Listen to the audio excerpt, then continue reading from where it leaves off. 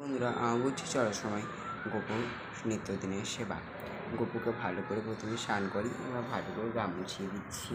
ভালো করে মুছিয়ে গোপুকে আয়না দর্শন করিয়ে দিলাম এবং আয়না দর্শন করার পর গোপুর চরণে তুলসী পাতা নিবেদন করলাম এবং গোপুকে সুন্দর করে ফুল দিয়ে সাজিয়ে দেবো। সুন্দর করে ফুল দিয়ে সাজিয়ে দেবো এবং সকল দেবদেবীকে লাল থান দিয়ে ঢেকে রেখেছি। গোপুকে সুন্দর করে সাজিয়ে দিই, তারপর তোমাদেরকে দেখাচ্ছি।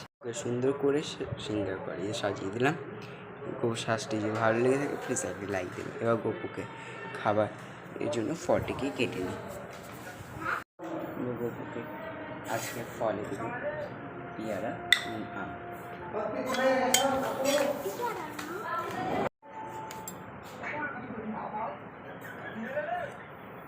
আমটাকে ভালো করে কেটে গোপালের থালায় সাজিয়ে দিলাম। কেটে খাবারের মধ্যে তুলসী পাতা দিয়ে দিলাম এবং জলটিকে রেডি করে দিলাম। এবার গোপুকে খাবারগুলো দেওয়া যায়। খাওয়া যাওয়াটাকেও ফুল দিয়ে সুন্দর করে সাজিয়ে দিয়েছি। ভালো করে আরতি করে নেব এবং আরতি করার পর গোপুকে খাবার খাইয়ে দেবো। খাওয়া খাওয়ানোর আগে গোপুর হাত থেকে বাসিটিকে সরিয়ে নেব।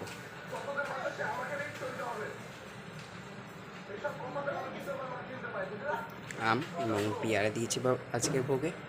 আমার পেয়ারাটাকে ভালো করে খাইয়ে দিলাম, খাইয়ে দিয়ে জল খাইয়ে দিলাম এবং গপুকে বললাম তুমি এবার নিজে নিজে খাওয়া করুন। ভিডিওটা এতটুকুই থাকলো এবং সেই ভিডিওটি ভালো লেগে থাকে তো প্লিজ একটি লাইক করে দেবেন এবং এরকম আরও নিত্য নতুন ভিডিও দেখার জন্য আমাদের চ্যানেলটিকে সাবস্ক্রাইব করে দেবেন।